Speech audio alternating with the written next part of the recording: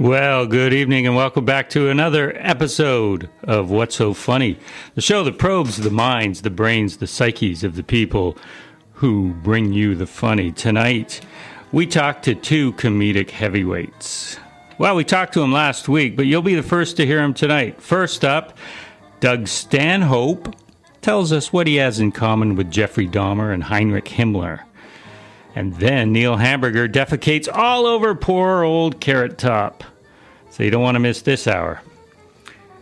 Let's pretend we're calling him up right now instead of last week, okay? And hope you enjoy it. Hello. Hello, Doug. Yes. Guy McPherson calling. How are you? Hey, what's up, guy? I haven't talked to you in a while. It's been a while, yeah. Where are you, by the way? I'm cooling off my flip-flops at the pool in Arizona. It's in your home in Bisbee? No, I'm not at home. We went got a motel because I got my niece and nephew here. See, you do love kids. At my house, so I had to bring them to a motel where we had a pool. I'm sneaking a cigarette away from them. So you got your Cross Canada tour. That's starting soon, right? Back east? Yeah. It starts Halifax. You say it's a better, or at least an audience more suited to what you do, not Right. rather than just going into being the anonymous act in a comedy club. Yeah, no one's going to walk into the clubs I'm playing randomly like they would in a comedy club. Yeah, but is it a bit of a problem because of your reputation that you attract the wrong type of fan? Well, I attract so many different types of people. If you see my audience in any of these rock and roll clubs, you got everything from school shooters to disgruntled attorneys, and it's just a really strange dichotomy. Doing these clubs, you weed out the weak, so you don't have bachelorette parties. You don't have as many problems from people that don't know what they're expecting to see, that should just show up. Yeah. But you do get problems from people who, they just listen to the fuck, and they don't hear the point. I get a lot of drunks. I got a reputation as a drunk somehow. How did that happen? Yeah, I don't know. Yeah. You get a lot of people that just show up on drugs, and you get the drunken, drug-fueled crowd that just wants, hey, come out and do acid with us. We'd love to do acid with you.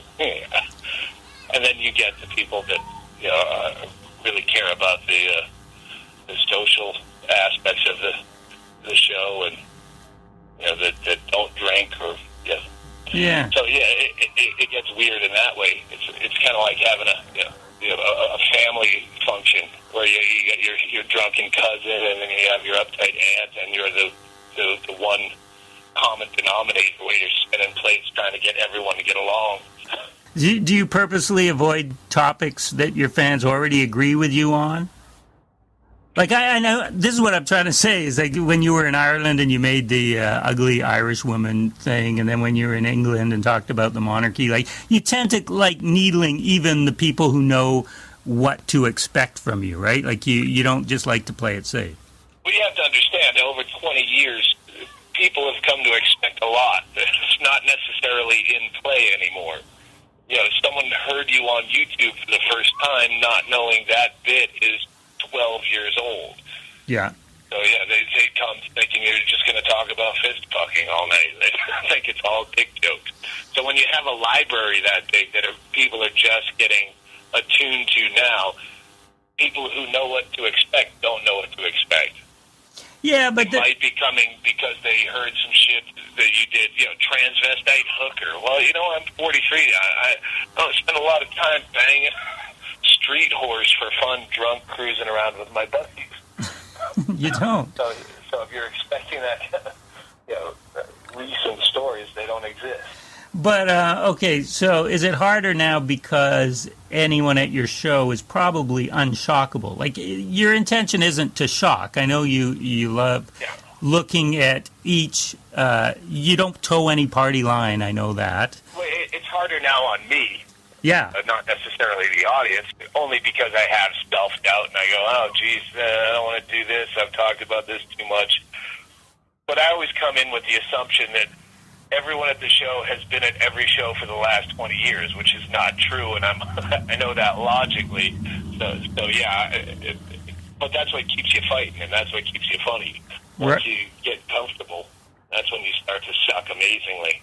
I've seen it happen, and now I see how it can happen to me. There's topics that people yell out, "What about this? I can't wait to hear your take on Michael Jackson dying." And you go, "There's no take left on that." Right. Every joke was spent about that guy while he was still alive and way younger. I want to hear your take on the oil spill. Well, I don't fucking live there. I don't give a shit. Well, that's your take. Yeah. Right now, I talk about what interests me, and normally if you do that, then people see that you're enjoying yourself, and they do as well.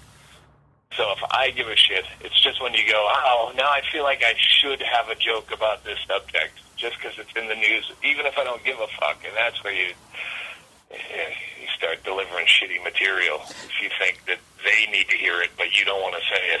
Do they get upset, like when people are shouting out, "Hey, what's your take on this?" Because they expect you to have a certain way of thinking like them, that if you have the opposite way of thinking, do they get upset about that, or is that just they don't care? Yeah, but again, there's so many different people in any audience. Yeah. Once you start trying to play to the audience, that's when you're a comedian rather than an artist. Yeah, I always said about you that, I can disagree with 80% of what you say and still think you're great. And that's a mark of something positive. Yeah, it might be a mark that you're a freak. Well, no, I mean, like I say, people throw out, "Oh, he's like Hicks or Carlin," and I think the difference between you guys is that you have a greater sense of humility, or you knock yourself. You don't just tell us what to think, you tell us why you think it, and it's more personal, I guess. Not you should. Well, yeah, and I'm not comparing myself by any means, but the Bukowski you would read, and he's talking about raping women and punching girls in the face and puking on a one-legged whore. And you go, I enjoy the writing. Exactly. You don't read it because you go, you know what? Thank God someone stood up for raping women. Yeah. And so on that level, yeah, I think it might be more like that. Yeah, you're a poet, as they say. You're pretty much an open book too.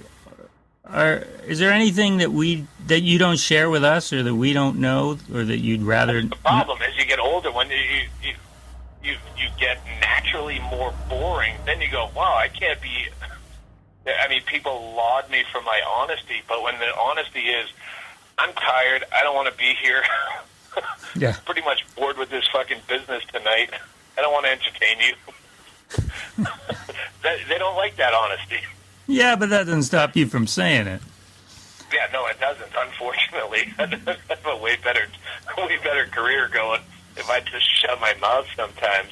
Well, are there hear about shocking stuff. Sometimes you want to go, this fucking AZ whore, just so you can say you did it. Go, you know what I did last night? But then that's boring. Are there misconceptions about you? Like, I know everybody's trying to get you to do acid, as you said, or whatever. Yeah, people hand me off a lot. I've become one of those utility backs where they hand it off to me just so I can hand it off to someone else. People pass me drugs. I go, I can't possibly do these drugs tonight, and I have a 6 o'clock flight in the morning. Right. So you heavy handshake me, and then I find the guy that looks the most unliked and desperate and give those drugs to him. Did you have a lack of embarrassment as a kid too, or did that come? Do you remember when that came?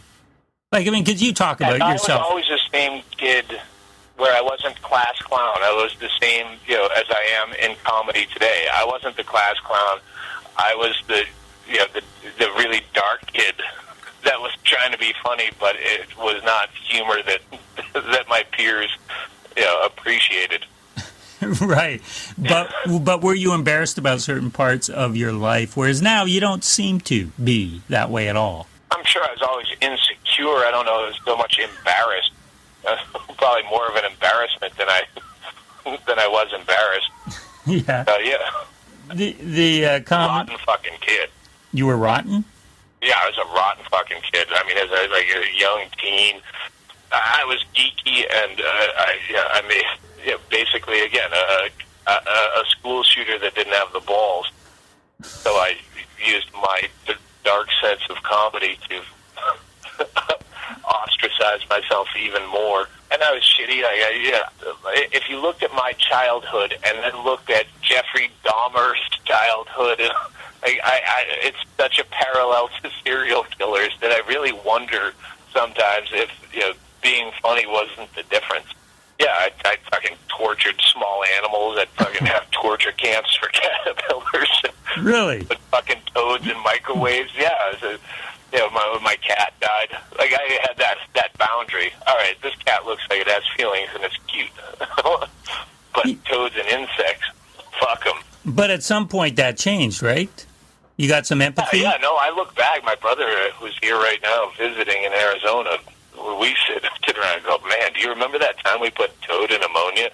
Fuck, I think of that now, and I go, Jesus, I'd want me dead. Yeah, we were rotten little fucking kids. How did you get past that? That's no idea. When you have those thoughts and you have those instincts where you go, it's only a fine line that keeps you from jumping ship, and I think that's what gives me a lot of empathy for people that I do defend on stage. Like who? Like fucking bad people. Yeah. Fucking rapists, pedophiles, murderers, whoever. Fucking 9/11 terrorists. Where you go, well, look at it this way.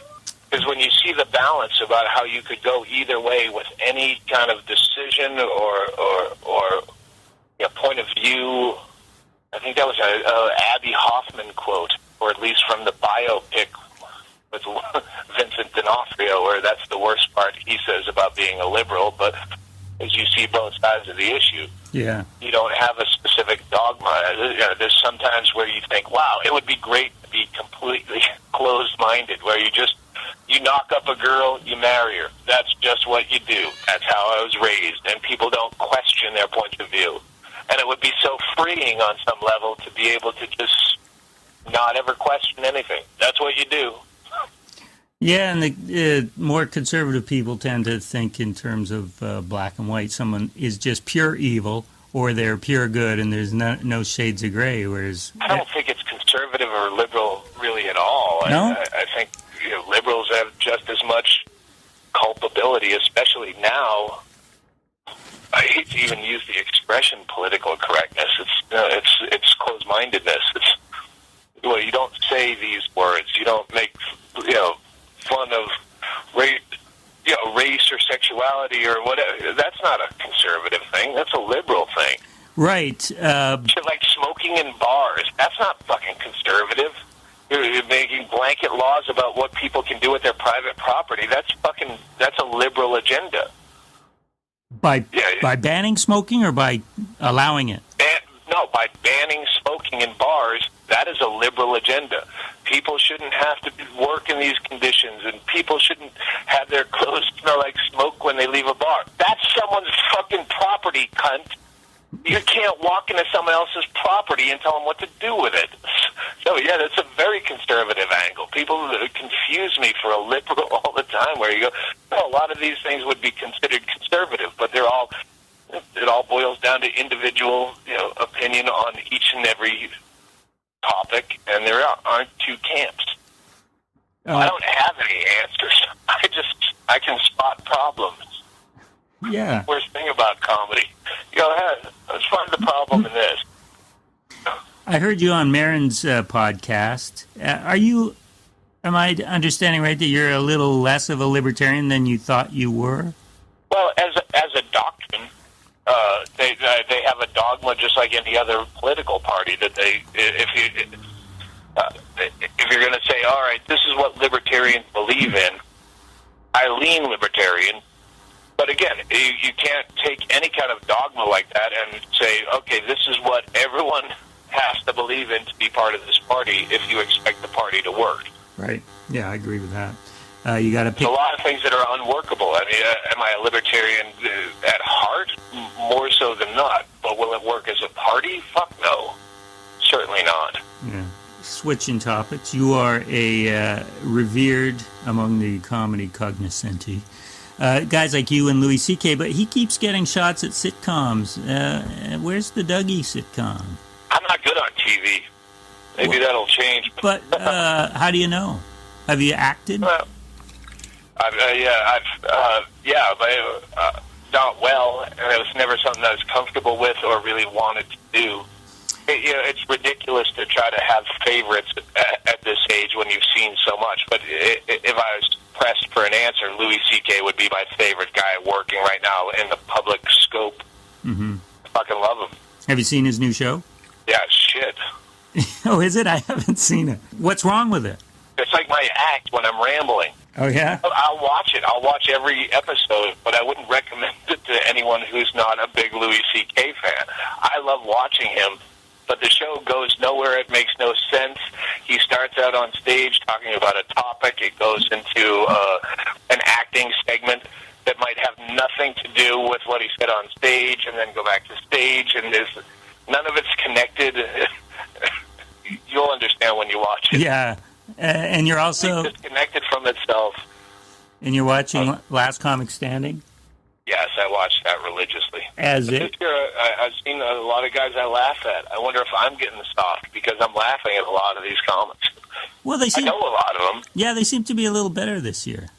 Yeah, well, I mean, when you get Andy Kindler and Greg Giraldo, that obviously they had to do that consciously. All right, let's make this more. If the industry likes it, it's a calculated move to get people that comics like involved in this. Yeah, and have when all of comedy is against Last Comic Standing, it's going to hurt their credibility. So, bringing Andy Kindler had to be a calculated but brilliant business decision on their part. I did the presentation pilot for Last Comic Standing. I'm the fucking Himmler behind that whole stupid show. Really? $2,500 to live in a house for 3 days. A presentation pilot is a pilot that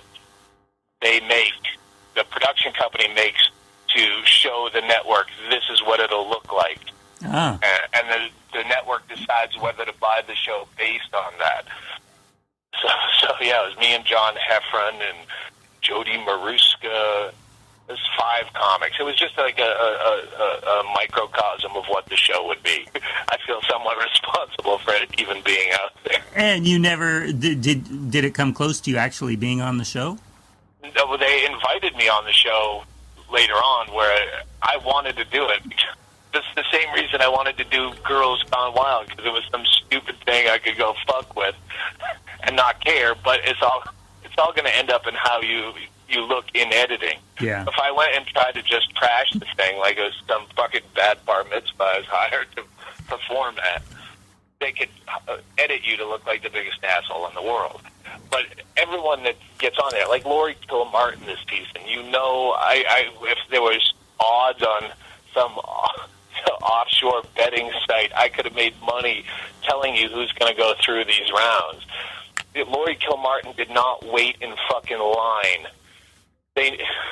She has more tenure than the judges on this fucking show. Yeah. They're all like friends. You're watching it's like if you knew that Randy Jackson and fucking Simon Cowell were lifelong friends with the American Idol performer auditioning next, but they make it seem like they waited in line. No, she didn't wait in line. She was invited, had a time slot, came in, they knew ahead of time. They're all friends. Yes, she'll be moving forward. Hey, are you doing a book? Is that what I hear? Yeah, we're working on it. What kind of what? I don't know. I have an idea. My manager has an idea. They're not the same idea. Maybe we're working on 2 books. But kind of like your blogs and essay format? Yeah, well, that's the easy one that you could just shuffle out, like, any number of comics. Yeah, we're working on something more difficult than that. Well, you should do a book because I really like your writing. I mean, it translates well from your personality, which is some comics don't get. They can't maintain their who they are on the written page. Well, I can control more who I am on the written page, and I really enjoy that, except, I mean, it's physically taxing for me to write. I get so, like, almost tweakerish, like, you know, like a speed addict sitting there where my muscles are just trying to find the right word and second guessing, and it's so mentally taxing that it becomes physically debilitating to write for any length of time. So if I can get past that and find the same way I found alcohol to motivate my comedy career, if I find the right drug combination that allows me to write for a long period of time without going completely sketchy and getting alopecia areata where my hair falls out in spots, yeah, I prefer to write than perform. I don't think anyone enjoys the writing process. Yeah, some people talk about they love it, but well, have you heard that quote? Imagine why. There's a quote from a famous writer who says, "I hate writing, but I love having written." Yeah. That's how I feel, too. Yeah. Well, you always know the quotes that that fit who you are. That's true. A lot of people that love to sit down and write in the process of it. Really? I haven't heard But they'll that. never finish because they never think it's perfect. Well, no, I'm great with putting it out halfway. Cause It's good enough. Have you ever done a show completely sober? not for a while. I think I can't remember the last time I did one.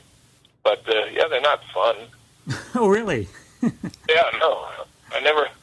The only time I've had fun on stage sober is when you're so dragged out from the nights of partying previously, where you're basically running on no sleep and everything's hilarious, where you get those giddy fits of laughter and everything's silly because you're just so overtired. Yeah, that's a fun place to be on stage, where you don't need drugs, but it's still because of drugs or alcohol or Right. sleep deprivation. Are you really doing an end of the world tour in 2012? No, I don't. Yeah, What people is put this? shit. I got to figure out that fucking Wikipedia and make it a priority. Yeah, how does that... So that just came out of nothing. No, it didn't come out of nothing. It came out of me saying I'm doing an end of the world show. We're going to do one show for the end of the world, the 2012 mythical end of the world. We're going to do a show for. Right. Okay, so you are doing a show. Yeah, well, we're going to do a show for the end of the world, the 2012, December 20th, the night before December 21st, 2012, which is the end of the Mayan calendar of blah, blah, blah. Yeah. And we're going to do a big show with all the unbookables and some bands that we love, and Yeah. somewhere here in Bisbee, unless we think of a better place. Like a big outdoor thing? Yeah. Oh, yeah. So, yeah, I mean, you like a good conspiracy. Do you... I love them. And I know it's not... Mayan's not a conspiracy, but do you put any credence in that, or is this just good fun? Any moment could be the end of the world for any of us. So, yeah, I put nothing into it. Okay. I hope for it. Do you? Sure. No, you don't. If you actually... The end of the world? Why not? Well, just... All temporary anyway. Oh, yeah, not that. But it's just how it happens, and in the moments right before it happens. The panic, what... Yeah, I know. So why not all go together? Well, yeah, if it's There's quick... a reason you get married, and you... Yeah, if it's quick and easy. Yeah, we're all going to go anyway. Why not all go together? Yeah. That's kind of the most peaceful, hope you could have.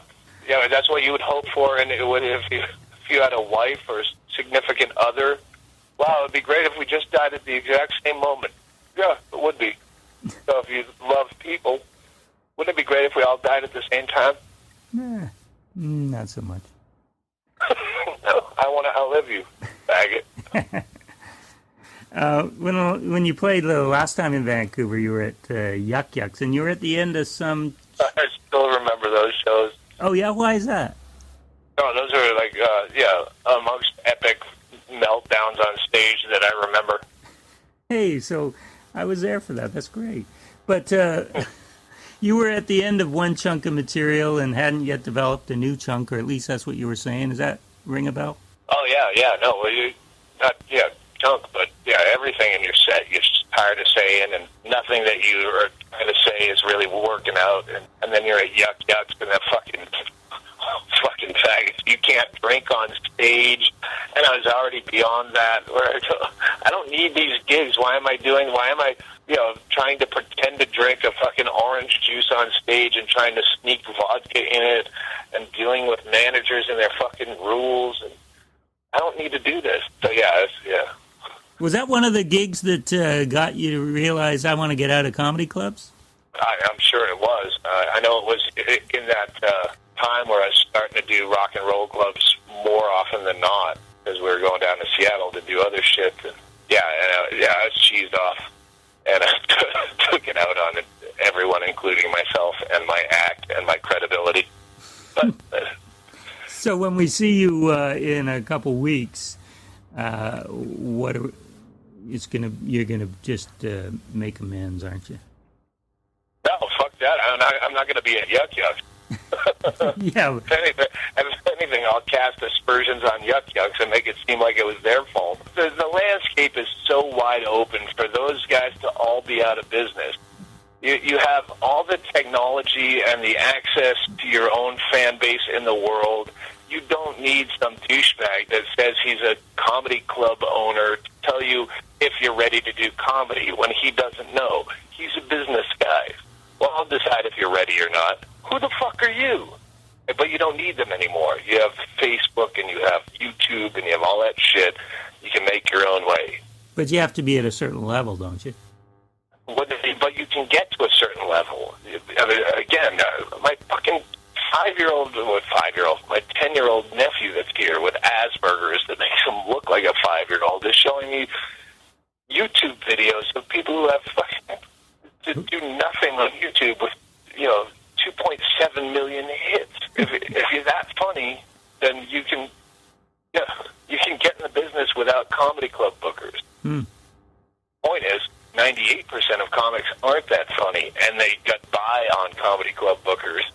Hey, are you gonna ever think about doing a podcast? I know you hosted a radio show.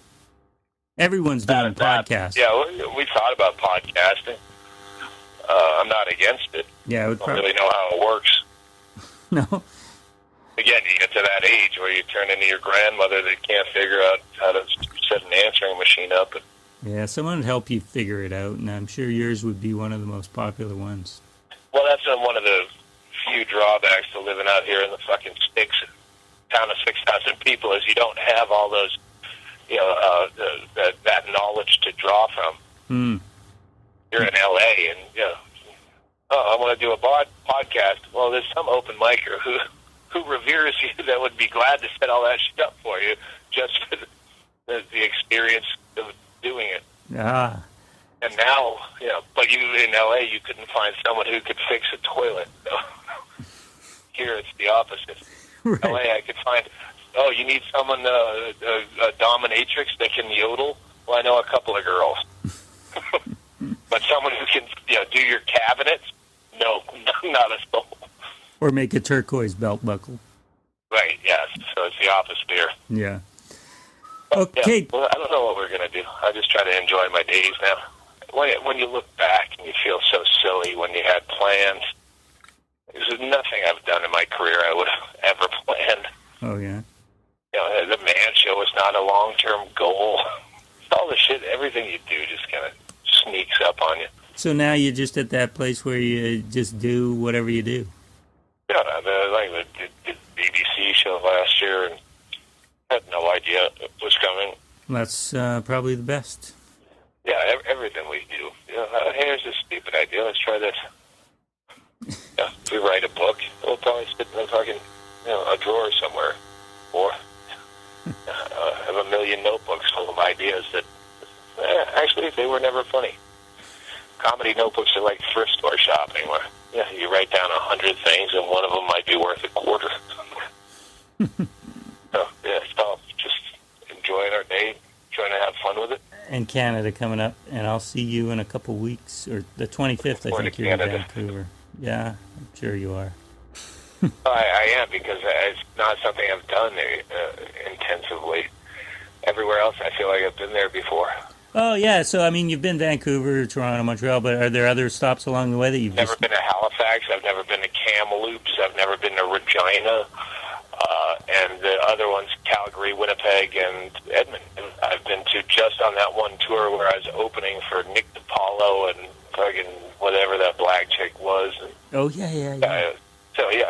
the other towns I've done 7 minutes in 12 years ago. Right. So with the exception of Vancouver, it's all, like doing triple gigs again, only for good money. And it's good that we're kind of at the end of the tour because no doubt we'll get your reflections on those godforsaken holes that you're... Believe me, and everything that I can mine from Canada will be resold for twice the price in London. So I'll be writing a lot. London, they're a motherfucker over there. They know every word I've ever said that I don't remember saying. Right. That's where the most pressure is. So, I'll be scraping your entire country for anything I can resell in London. Excellent. All right, Doug. Thanks. Vancouver. Thanks a lot. All right, guys. Okay, see you. Doug Stanhope, thanks for talking to me. That was recorded Friday, so really recent. Next up, oh, by the way, you are listening to What's So Funny, the show. I'm Guy McPherson. The station is CFRO 102.7 FM in Vancouver. We're also available on podcast. Check iTunes. You'll find us there under What's So Funny because, as I said, that's the name of the show. We got to keep things rolling because we have another solid half hour with America's funny man, Neil Hamburger. Hello, Neil Hamburger. Yes, this is Neil. How are you doing? Are you a morning person? You don't strike me as a morning person. Well, if the show that I'm doing finishes around, say 7 or 8 in the morning, usually I'll stay up afterwards, We did one of these Indian casinos. They had me doing 7 shows a night. Can you believe that? I don't believe that, actually. Is that true? We had a 7 o'clock show. We had an 8 o'clock show. We had a 9:15 show. We had a 11:45 show. We had a 1:15 show. And then we had a 4:15 show. Jeez. And then finally, a 6:15 show. Where was this? This was in Elko, Nevada. Wow, those Indians are slave drivers. Well, they are, and I got fired after the 9:15 show because they weren't happy with the quality of the performance, Seriously? Seriously. How did they... This is a bad business to be in entertainment. How do they break that to you, something like that? They tap you on the shoulder just like in a cartoon. And say, scram? Amscray? Mr. Hamburger, your services are no longer required. Oh. Take your shit. With a slight American Indian accent. I don't know much about your backstory. When did you get and how did you get into show business? It's something that you fall into in as much as the same way you'd fall into an open manhole, end up right in the sewer. I started this out when I was just in high school doing comedy open mics, thinking this was, this was my future. And it was my future in a sense, but not quite the future that I dreamed of. I mean, at this point, I'm having to do nearly 400 shows a year just to keep afloat, And it's not the most lucrative field. Well, certainly when you play Madison Square Gardens, it's got to be fairly lucrative. Well, you'd be surprised. Those guys had an avocado dip backstage that was spoiled. That's in my dressing room. Now, you got to get a new rider. I don't know. It didn't. I don't think there's any rider that asks for spoiled food. But here you feel that you really made the big time, and then you take up a mouthful of this stuff, and you're dialing 911. I mean, this is very poisonous. How did that show go? Because I've seen you in a couple different venues, and people aren't the friendliest when you're on stage. At least times that I've seen you, like at Madison Square Garden, were they behind you 100%? They were quite negative. We have to be honest. They started chanting the word asshole, and they never let up. half an hour of people chanting asshole at you. Now, the same thing happened to Pope John Paul II when he played there, so I know that these things do happen. How do you go on from that? The show must go on. You just keep telling your goddamn jokes. Yeah, but have you had a show where people have just been on board with you totally? We've got a lot of those shows. We really do, but, a lot of times those are going to be your smaller headlining shows. Now, a Madison Square Garden opening slot, that's a whole different kettle of fish. Was that with the Tenacious D? Or who was that? Yeah, exactly. Yeah, it was. Yeah, I know So, you're dealing with their crowd. Yeah. If I were to open for, say, Ringo Starr's all-star band, it would be the same problem, These kids come out to see their heroes, and they're all stooped up on God knows what. And somebody else takes the stage. Now, I don't take it too personally, because if you went to see Tenacious D, and let's say the Little River Band came out, they'd get booed off the stage as well. And those guys, as we know, have had many hits. Yes, they're classics. But I know you play all over the world, and you're America's funny man. So how do you translate into the other countries? Well, when we play places like Malaysia, it doesn't translate. Right. It's a disaster.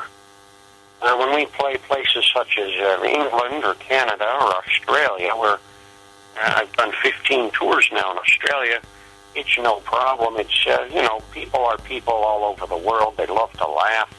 You might have to alter some of the jokes slightly.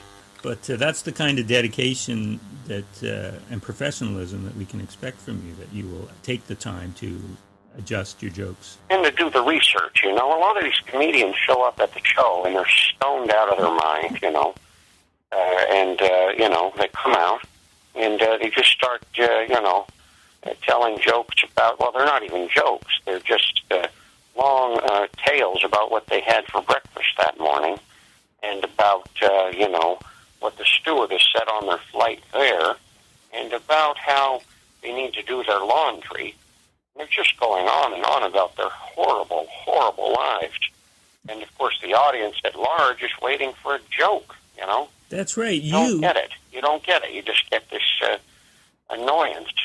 And so we're trying to do the opposite and give the people as many jokes as we can cram into the show. And we feel that is treating the audience correctly. And I'm sorry that some of these so-called alternative comedians, or even some of the more popular ones, feel that a performance should consist of a recounting of all the horrors in their horrible lives. Right. I mean, you are a master of the riddle, which has fallen out of favor with a lot of stand-up comics, I got to say.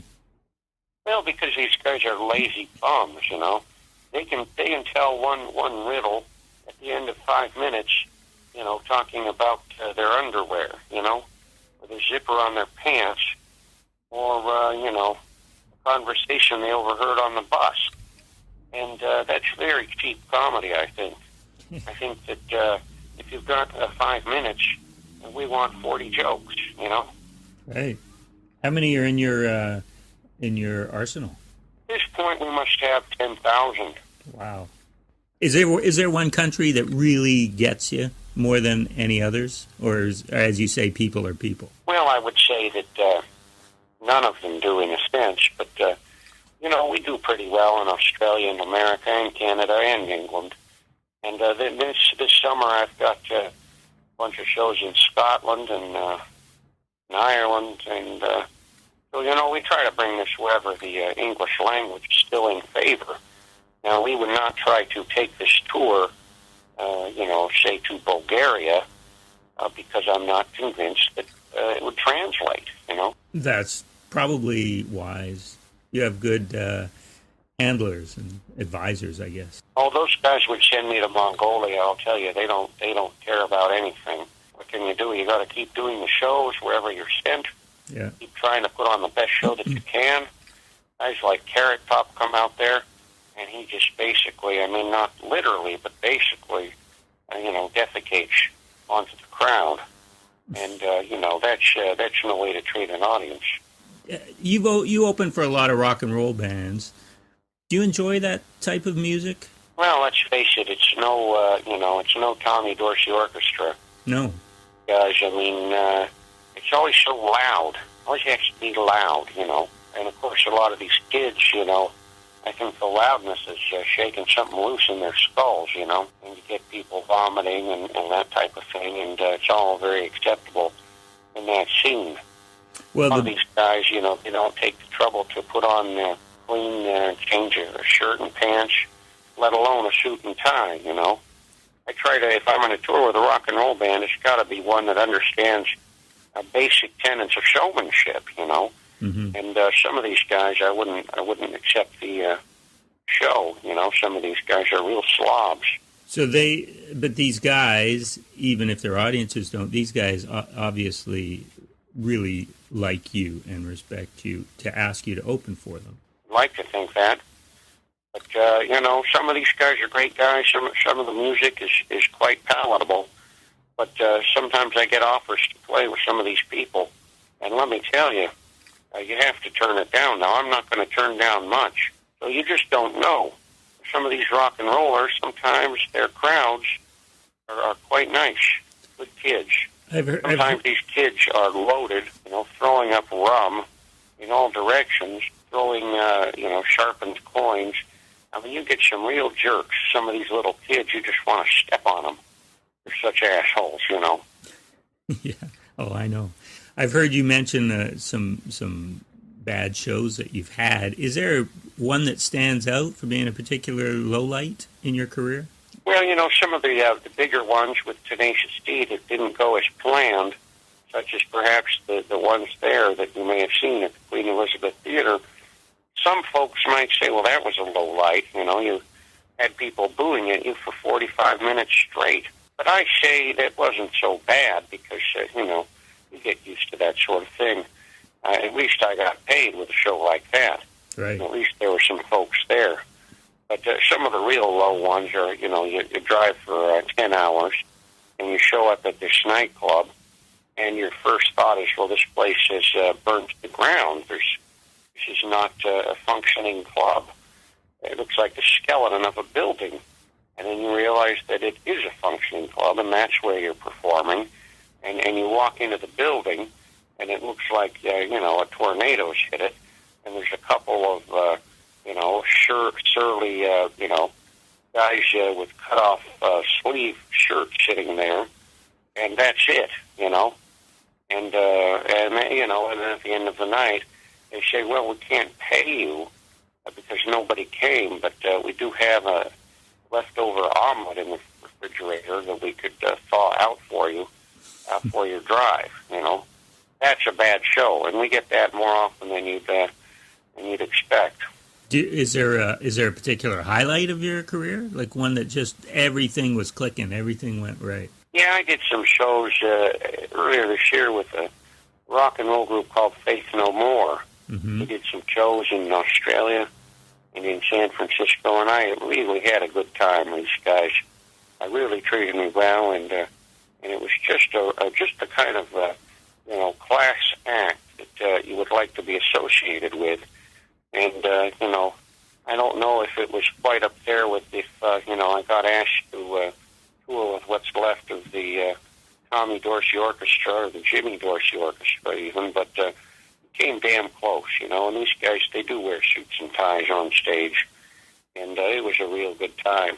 So I guess that's what keeps you going on in hopes that there's more gigs like that up there. Well, it's certainly better. We did a show with one of these punk, the hate sort of music. And these guys, I mean, you could see yellow under their arms. They're wearing white T-shirts with their own band on it, and they've sweated so much. I mean, it smells like these guys have a no shower policy.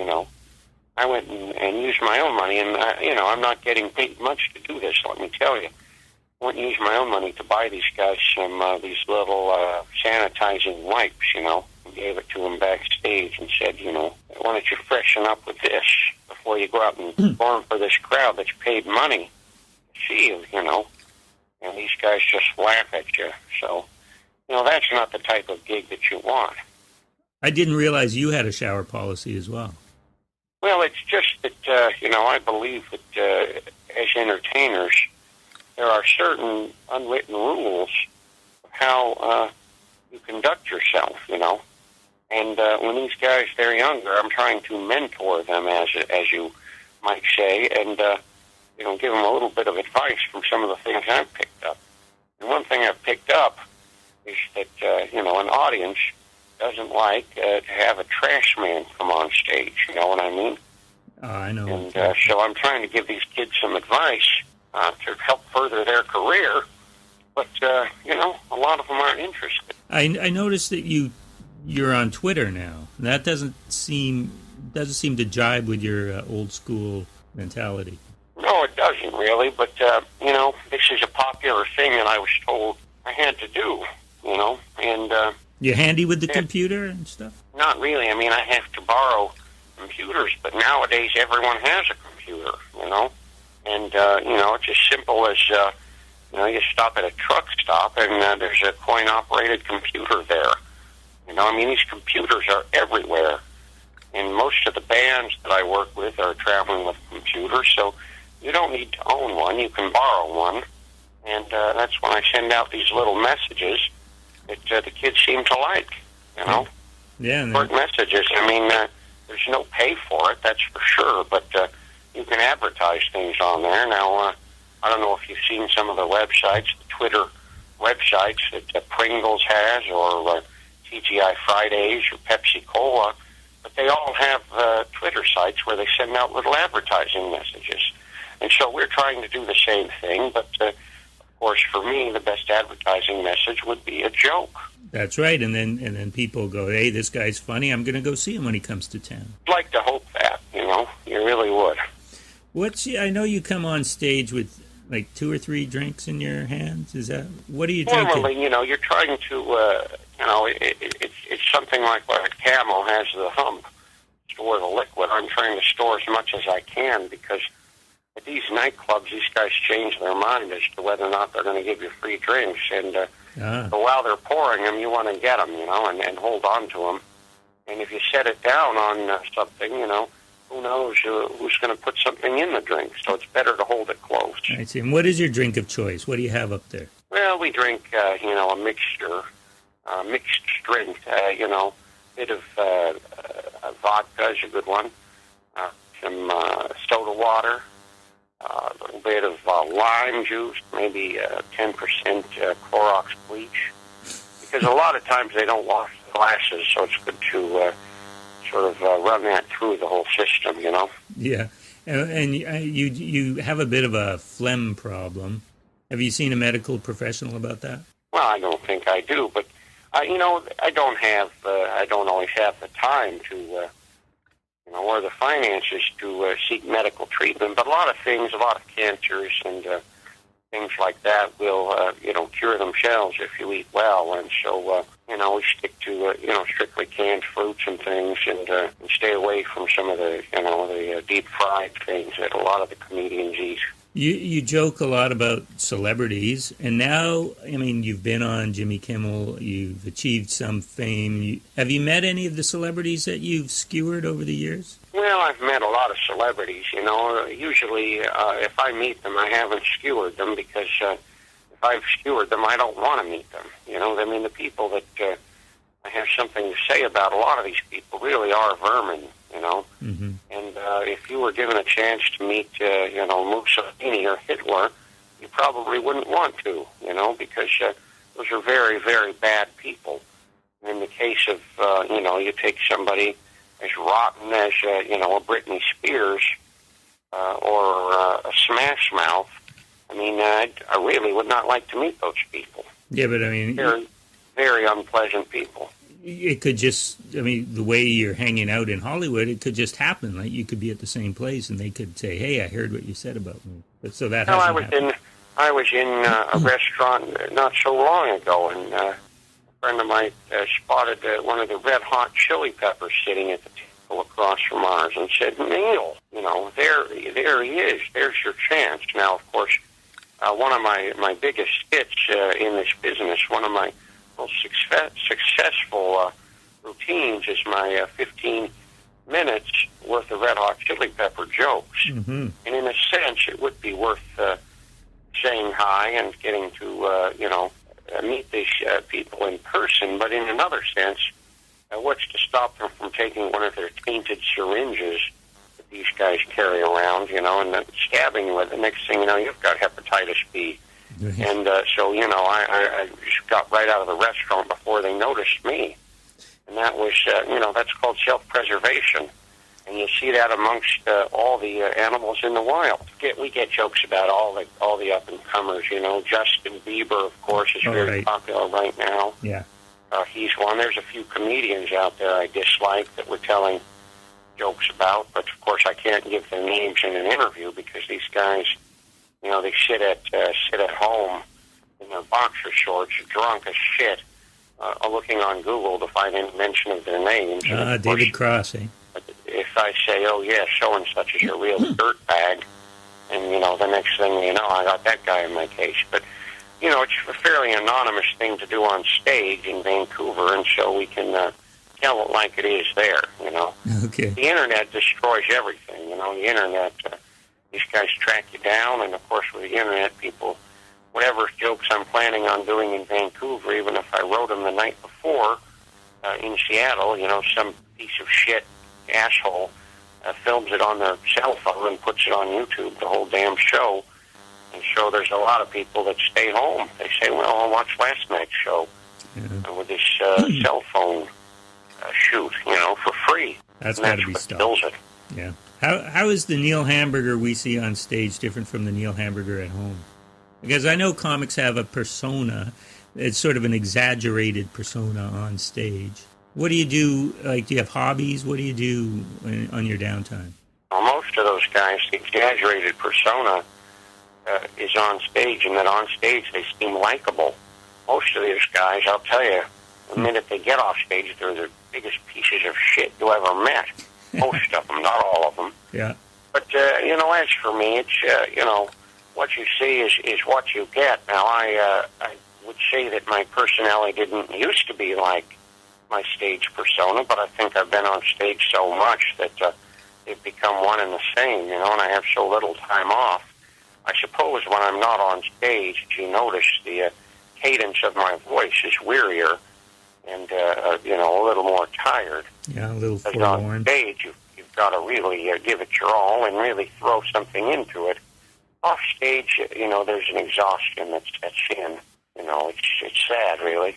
And, of course, off stage, I'm not telling as many jokes. In fact, off stage, I sort of use it as a chance to be quiet and to hopefully get some sleep. Do you have family? Well, I wouldn't call them family as such. When you are estranged from your family, is that really family? It's an interesting question, and I'm sure that when I get sued by another member of one of them, it's a question that the courts will address.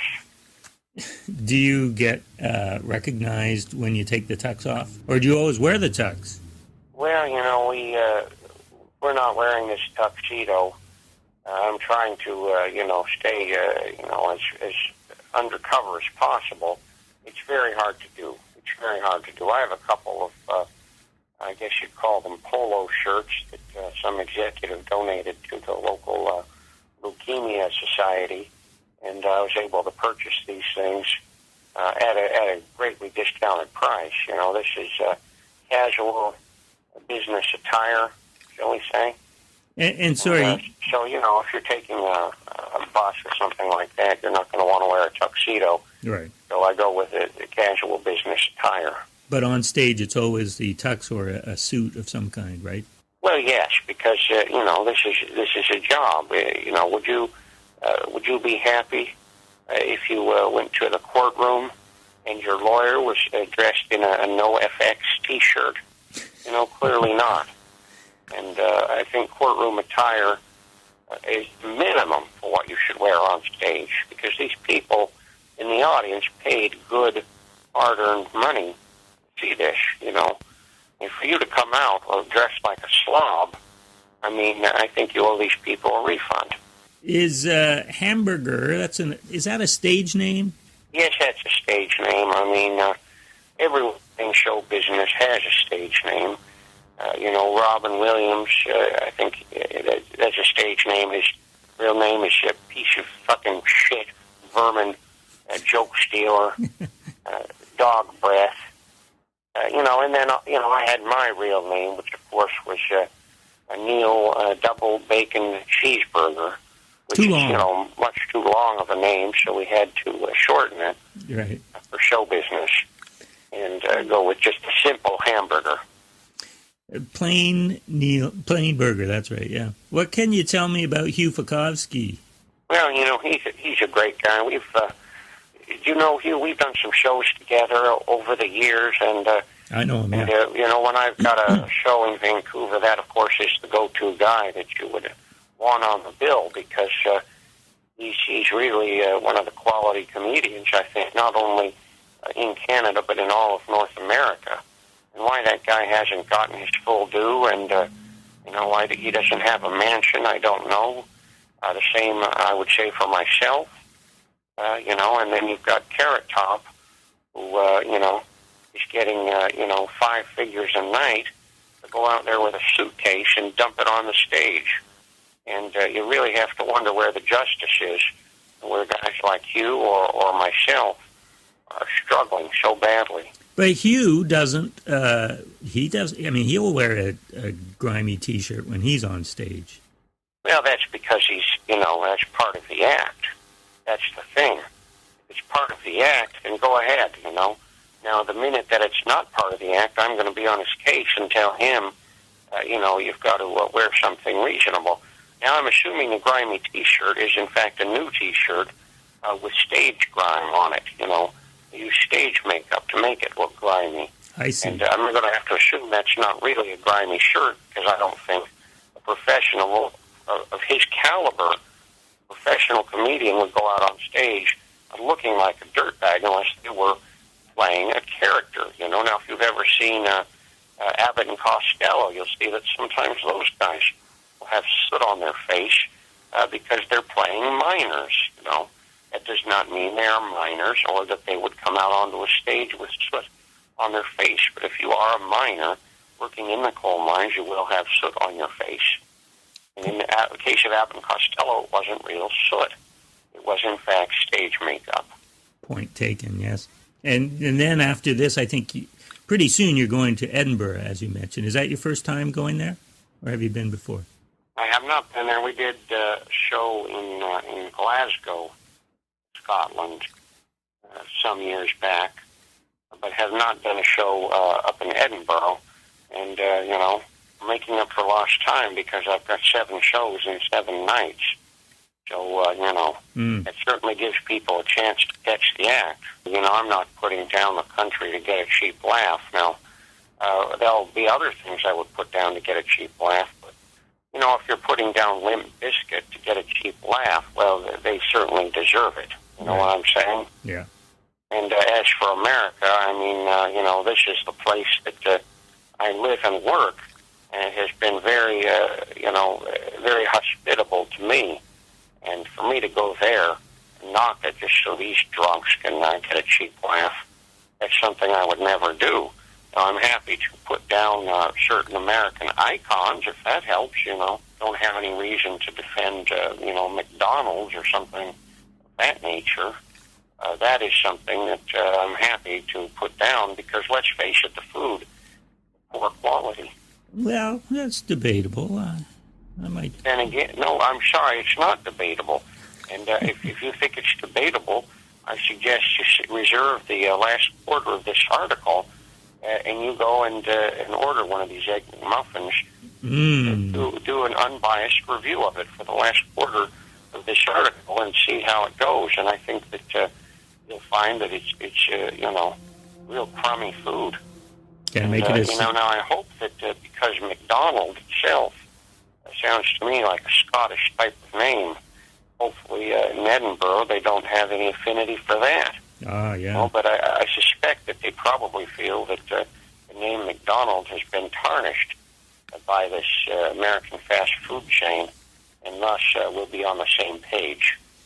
Why is it that you said that you wouldn't talk about other comics because they might Google themselves and see their name, and yet you'll throw out Carrot Top? What do you have against that guy? Carrot Top has been talking shit about me for as long as I can remember. Really? And so the gloves are off in that war.